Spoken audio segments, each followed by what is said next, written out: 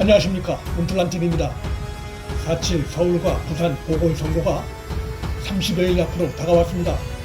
이번 서울과 부산 두 광역도시 지자체장 보궐선거에서의 승리는 1년여 앞으로 다가온 차기 대선의 흐름을 유리하게 가져갈 수 있는 매우 중요한 선거라는 점에서 훼손될 대로 훼손된 국가의 정상화를 위해 반드시 대선 승리를 해야 하는 반문재인 진영, 즉 범야권 진영으로선 사활을 걸 수밖에 없는 상황입니다. 집권당의 큰 차이로 앞서고 있는 야권의 부산시장 판세와 달리 서울시장 선거 전 양상은 현재로선 야권의 단일 후보가 여당 박영선에 다소 앞서고는 있으나 안심할 정도의 큰 차이가 아니어서 집권 세력과 범야권 진영 간의 긴장이 고조되고 있습니다.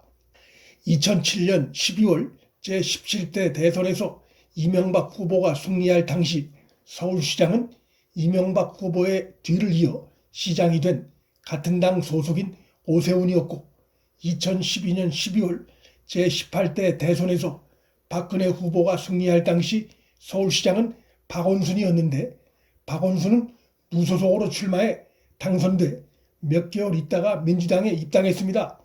당시 범야권 소속인 박원순이 서울시장이었음에도 박근혜 후보가 대선에서 승리한 것은 박원순 지지층이 아직 민주당 후보 지지로 충분히 옮겨가지 않은 이유와 박근혜 후보의 지지율이 탄탄했다는 점 등을 주요 요인으로 꼽을 수 있습니다.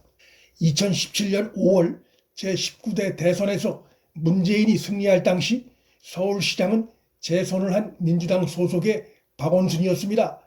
이렇게 볼 때 4.7 서울시장 보궐선거전 결과는 차기 대선의 중요한 바로미터이자 길목 중 하나임은 분명합니다. 범야권은 지금 민주당 후보와 서울시장 선거 결선을 치르기에 앞서 야권 후보 단일화라는 중요한 마무리 일정을 앞두고 있습니다. 범야권 진영이 보선 승리를 위해 끌어들여야 하는 안철수는 정치권에 뛰어들어 지금까지 두 번의 큰 단일화를 했습니다. 한 번은 2011년에 있었던 박원순과의 단일화이고, 또 하나는 2012년에 있었던 문재인과의 단일화입니다. 전자의 경우는 성공한 단일화였고 후자는 실패한 단일화였는데, 전자의 경우와 후자의 경우엔 중요한 차이점이 있습니다. 안철수와 박원순 간의 단일화는 아무 잡음이 없이 전격적으로 이루어졌다는 것이고, 안철수와 문재인 간의 단일화는 협상이 결렬됐고 과정이 매끄럽지 못했다는 것입니다.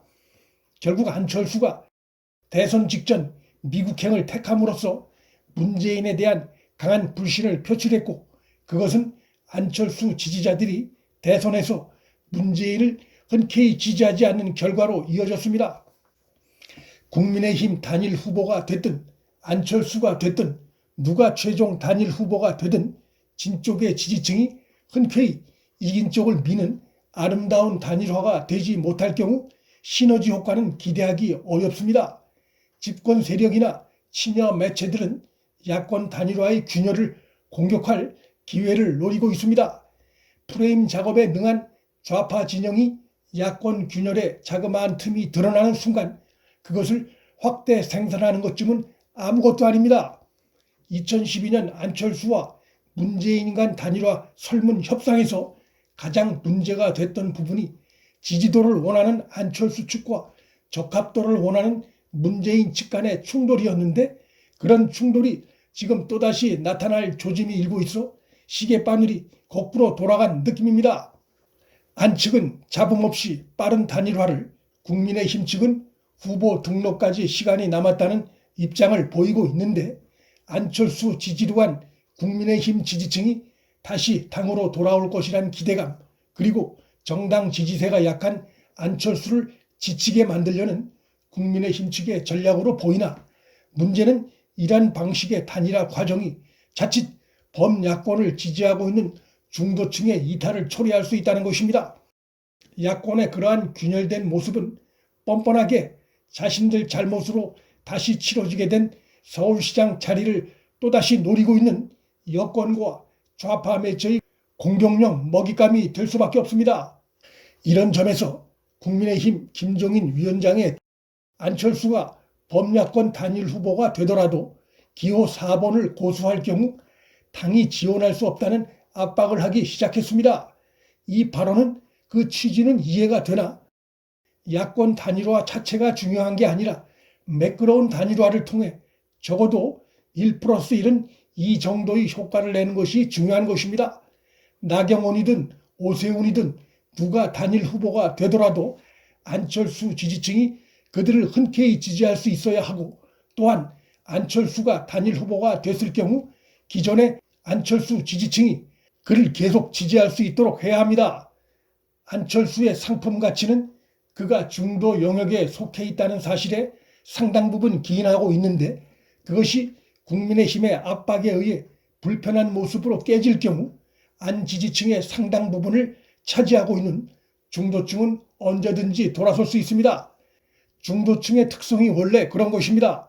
지지층에 상처를 주는 방식으로 안철수가 소속 당을 나와 기호 2번을 달게 할 경우 그의 지지층의 이탈을 초래할 가능성이 매우 높습니다. 더 심각한 것은 이런 내용은 양측 협상 과정에서 조심스럽게 다뤄줘야 할 부분임에도 당을 책임지고 있는 위원장이 직접 하고 다니면서 좌파 매체의 먹잇감을 제공하고 있다는 것입니다. 안철수는 국민의힘의 협상 파트너이지 공격 대상이 아닙니다. 김종인 측 일각에선 기호 4번 안철수를 국민의힘이 단일 후보로 밀게 될 경우 당의 차기 대권 도전이 더 어려워질 수 있다는 이유를 대고 있는데, 지금 중요한 것은 범야권이 단일화해 서울시장을 가져오는 것이고 문정권 연장을 막는 초석을 다지는 것이고, 거기에 제1의 역할은 국민의힘에 부여되어 있습니다. 김종인의 최측근으로 평가되는 김근식 전략위원장도 최근 후보 등록일이 3월 18일, 19일까지인 만큼 아직 시간이 남았고 후보가 선출된 여권은 더 이상 흥행거리가 없으므로 단일화를 서두를 필요가 없다며 이런저런 새로운 단일화 방식을 내놓고 있는데, 그중 하나가 1000명 단위로 하는 여론조사 방식이 아닌 국민 다수가 참여하는 경선 방식입니다. 그 취지는 좋으나 선거일까지 남은 시간을 고려할 때 현실적으로 준비할 시간이 부족합니다. 오히려 기존의 여론조사 대상 인원수를 늘리는 것이 더 현실적인 방안입니다. 후보 등록일까지 범야권의 시간이 기다리고 있으므로 서두를 필요가 없다는 발언도 그 기간에 야권 협상에 그릇이 깨지는 소리가 이어질 경우 남은 기간이 오히려 독이 될 수도 있는 것입니다. 상처뿐인 단일화가 될 경우 그것으로 여당 후보에 승리한다는 보장이 없습니다.